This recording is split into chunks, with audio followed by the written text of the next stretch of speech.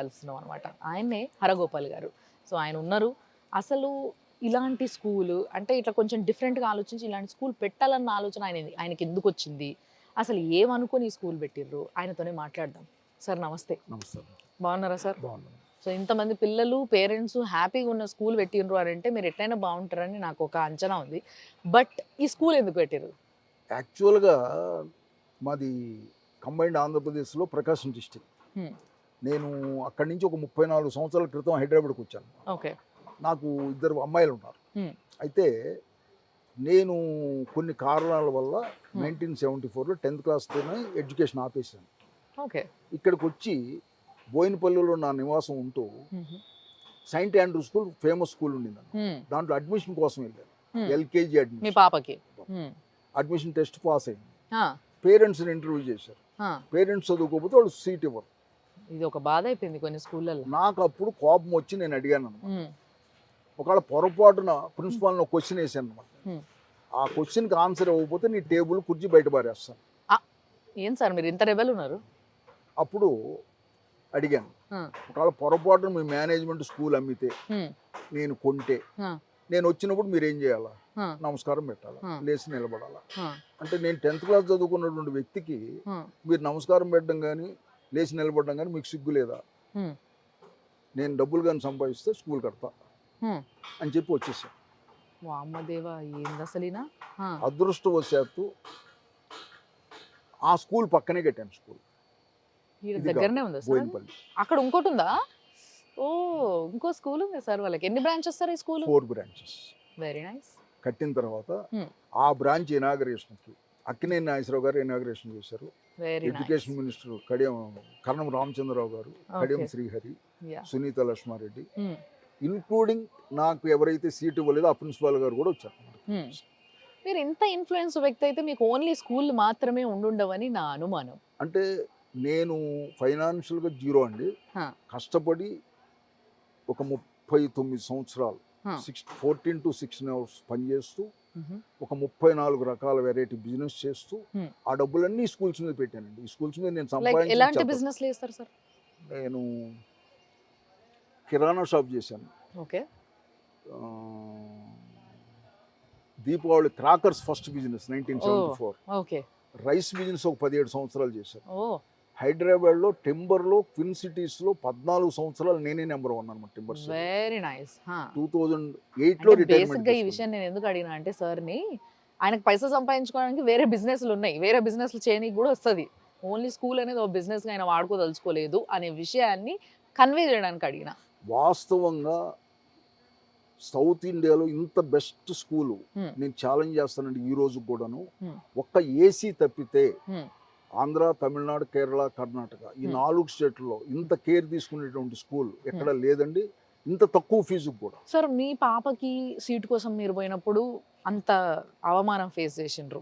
మరి చాలా మంది పేరెంట్స్ మీ స్కూల్ దగ్గరికి కూడా వస్తుండొచ్చు పిల్లల్ని పట్టుకొని, ఫీజు కట్టలేని పరిస్థితిలా, పాపం తల్లిదండ్రి చదువుకోలే కానీ పిల్లల్ని బాగా చదివించాలన్న గొప్ప కోరికతోని అట్లా చాలా మంది వస్తుంటారు. వాళ్ళకి ఏ విధంగా హెల్ప్ చేస్తారు మరి మీరు? మేము నిజంగా పేరెంట్ ఫైనాన్షియల్ బ్యాక్గ్రౌండ్ బాగలేకపోతే మా ప్రిన్సిపాల్ దాకా ఒక లెవెల్ డిస్కౌంట్ ఉందన్నమాట.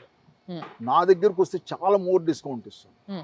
మరి మీరు తెలియకపోతే ఎట్లా మరి? వస్తారు. నేను సికింద్రాబాద్లో నేను well noted person. Okay.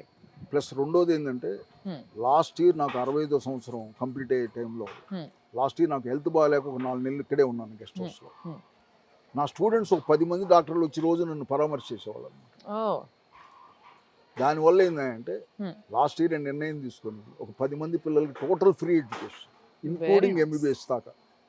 MBBS దాకా అంటే ఏం చదువుకోవాలనుకున్నా చదువుకొని ర్యాంక్ తెచ్చుకుంటే గవర్నమెంట్ ఫీజు ఏదైతే ఉందో అది నేను పే చేస్తాను. Okay okay okay. సో నిజంగా కష్టంగా ఉన్న వాళ్ళు పేరెంట్స్ చాలా మంది అలాంటి ఫ్యామిలీలో పిల్లలు బాగా చదువుకునేటోళ్ళు ఉంటారు పాపము, కానీ వాళ్ళకి ఏమి అఫోర్డ్ చేయలేని పరిస్థితులల్లో తల్లిదండ్రులు ఉంటారు.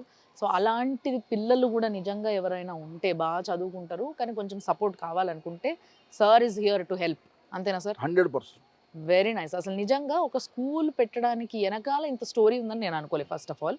అండ్ ఆ స్కూల్ పెట్టిన తర్వాత కూడా అది మర్చిపోకుండా మీరు చేసే సర్వీస్ ఏదైతే ఉందో అది నన్ను బాగా ఇంప్రెస్ చేసింది sir. Very nice. And dining చూసినా నేను ఇందాక, చాలా నీట్గా చాలా హైజీన్గా మెయింటైన్ చేస్తున్నారు.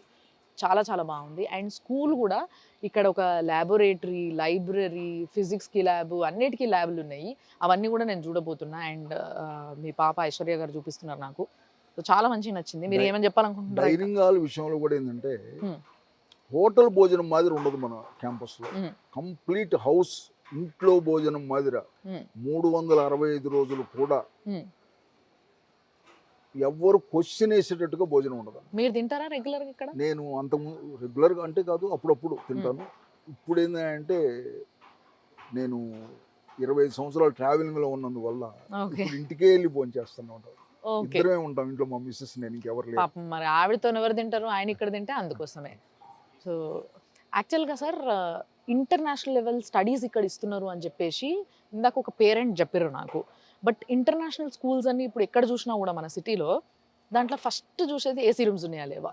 ఎందుకంటే రోజు రోజుకి టెంపరేచర్ పెరిగిపోతుంది. పేరెంట్స్ కూడా కొంచెం పిల్లలకి చిట్ ఉంటుంది, కొంచెం స్టడీస్ పైన కాన్సన్ట్రేట్ చేయలేరు ఏమో అన్న విషయం పైన కొంచెం అడుగుతూ ఉంటారు. మరి అదొక్కటే ఇక్కడ లేనట్టుగా అనిపిస్తుంది. మీరు ఏమంటారు మరి దానికోసం? యాక్చువల్గా ఏసీ, ఈ క్యాంపస్ని ఏసీ కింద కన్వర్ట్ చేయడం అనేది నాకు చాలా చిన్న విషయం అండి. ఎందువల్ల అంటే నాకు ఎయిర్ కండిషన్ మ్యానుఫ్యాక్చరింగ్ ఫ్యాక్టరీ ఉంది. ఆ బిజినెస్ కూడా చేసారా? అవును. అందువల్ల వేరే వాళ్ళకంటే నాకు చాలా ఈజీగా అయిపోతుంది. అయితే 10th క్లాస్ లోపల ఏసీ క్యాంపస్ నడపడం కానీ, వాళ్ళని ఏసీ క్యాంపస్లో కూర్చోబెట్టి చదివించడం కానీ, వాళ్ళ భవిష్యత్తును నాశనం చేయడానికి తప్పితే ఏసీ క్యాంపస్ దేనికి ఉపయోగపడదు. ఎందువల్ల అంటే 10th క్లాస్ లోపల చదువు కంటే ముఖ్యమైన పని ఆడుకోవటం. ఆడుకునేటప్పుడు ఏసీ ఉండదు. అవును. తినాలి, తినేటప్పుడు ఏముండదు. చదువు అనేది ఆడుకోవడం, తినటం కానీ వస్తే చదువు చాలా ఈజీగా వచ్చేస్తుంది. 10th క్లాస్ లోపల కష్టపడేటువంటి మనస్తత్వం, శరీరాన్ని ఆ విధంగా మలుచుకోవాలి. కానీ ఈ చిన్న వయసులో ఏసీని కానీ అలవాటు పడితే వాడు ఫ్యూచర్లో ఇంటర్మీడియట్కి ఎక్కడ ఏసీ కాలేజీలు లేవు, అప్పుడు ఏం కావాలి వాడు? అంటే ఇంటర్మీడియట్ దాకా ఆలోచించాల్సిన అవసరం లేదు సార్. మీరు చెప్పిన పాయింట్ ఏదైతే ఉందో ఇది అబ్సల్యూట్లీ ది రైట్ పాయింట్. చాలామంది గమనించాల్సిన పాయింట్ ఇది. ఎందుకంటే బాడీ నుంచి స్వెట్ రాకపోతే వచ్చే వ్యాధులు ఎన్నో ఉన్నాయి. బాడీ నుంచి స్వెట్ రావాలని వేరే కంట్రీ వాళ్ళు బయట బీచ్లల్లో పోయి ఎండకి మొత్తం బాడీ అంతా ఎక్స్పోజ్ చేసుకొని కూర్చుంటారు.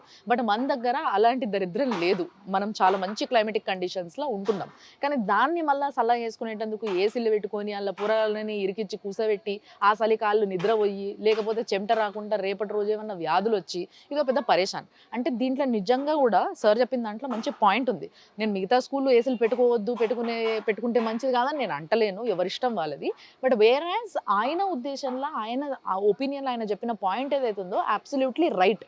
పిల్లలకి ఈ ఏజ్లో కష్టపడడం నేర్పిస్తే, చెమట కారినా భరించుకొని మరీ వాళ్ళు చదువుకోవడం నేర్చుకుంటే వాడు కష్టపడి ఏ విధంగా అయినా బతికేస్తాడు. బతకడం నేర్పించడమే స్కూళ్ళు, కాలేజీలు చేయాల్సిన ముఖ్యమైన పని. చాలా మంచి పాయింట్స్. ఆ ఉద్దేశంతో నేను ఏసీ క్యాంపస్ చేయలేదు. Very nice sir, very nice. చాలా మంచిగా అనిపించింది మీతో మాట్లాడి. అండ్ 4 బ్రాంచులు అంటున్నారు. సో ఏ బ్రాంచ్ దగ్గర అయినా కానీ ఇప్పుడు ఫర్ ఎగ్జాంపుల్ ఎవరైనా పేరెంట్స్, ఇది నేను స్పెషల్ ఎఫెక్ట్ కోసం అడుగుతున్నా. ఇది ఒకవేళ ఎవరైనా పేరెంట్స్ మిమ్మల్ని కలవాలనుకుంటున్నారు ఇప్పుడు మన ఇంటర్వ్యూ చూసి, మనం మాట్లాడింది చూసి, సో మరి ఏ రోజు ఎట్లా దొరుకుతారు మీరు? కొంతమందికి కొంచెం ఎక్కడి నుంచి అన్న ఊర్ల నుంచి చాలామంది వచ్చి రెసిడెన్షియల్ స్కూల్లో పిల్లల్ని పెడతా ఉంటారు కదా, సో వాళ్ళు కలవాలంటే ఎట్లా? యాక్చువల్గా ఈ రెసిడెన్షియల్ స్కూల్లో ఎవ్రీ డే ఇంచుమించుగా 11 to 1 o'clock దాకా ఇక్కడ ఉంటాను. మేడ్చల్ బ్రాంచ్. అదర్ బ్రాంచెస్లో నా రిక్వైర్మెంట్ ఉందని మా ప్రిన్సిపాల్స్ కానీ ఏ క్యాంపస్ ప్రిన్సిపాల్ ఫోన్ చేసినా వాళ్ళకి టైం ఇచ్చి అక్కడ విజిట్ చేస్తాను. మీకు ఈ బ్రాంచ్ అంటే చాలా ఇష్టం అనమాట. అయితే అంటే దీంట్లో రెసిడెన్షియల్ అయినందువల్ల 24/7 ఒక ఇద్దరు పిల్లల్ని ఈరోజు ఫాదర్ మదర్ ఇంట్లో చూసుకోవడానికి ఎంత ఇబ్బంది పడుతున్నారు అనేది కానీ ఆలోచన చేస్తే, ఇక్కడ ఒక 400 స్టూడెంట్స్ని 24/7 మెడికల్ కానీ ఏ ఇష్యూ బేస్ తీసుకొనైనా కేర్ అవసరం కాబట్టి డైలీ ఒక విజిట్ చేస్తాను. ఓకే, మిగతా బ్రాంచెస్ అన్ని డే స్కాలర్. అది సంగతి. సో ఇది ఒక్కటే రెసిడెన్షియల్ కాబట్టి ఇక్కడ ఆయన అవసరం ఉంది అని ఆయన గ్రహించి ఇక్కడ ఉండడం జరుగుతుంది. కాబట్టి ఒకవేళ మీరు సార్ని కలవాలనుకుంటే పేరెంట్స్ కానీ ఎవరైనా కొత్తగా ఎవరైనా పిల్లల్ని ఇక్కడ జాయిన్ చేయాలని రావాలనుకున్నా, అప్పుడు సార్ని కలిసి మాట్లాడాలనుకున్నా కానీ మీకు అర్థమైపోయింది కదా సార్ చెప్పిన డీటెయిల్స్. ఆ టైమ్స్లో మీరు ఇక్కడికి వచ్చారు అనుకోండి, వెల్ అండ్ డన్, సార్ని కలవచ్చు. Thank you sir. సో మీరు చాలా బిజీ ఉంటారు కాబట్టి మీ పని మీరు క్యారీ చేసుకోవచ్చు. మేము మిగతా స్కూల్ అంతా చూసి అసలు ఏంది దీనిపైన నేను రివ్యూ ఇస్తాను సార్ మీకు మంచిగా. Thank you. Thank you sir, thank you.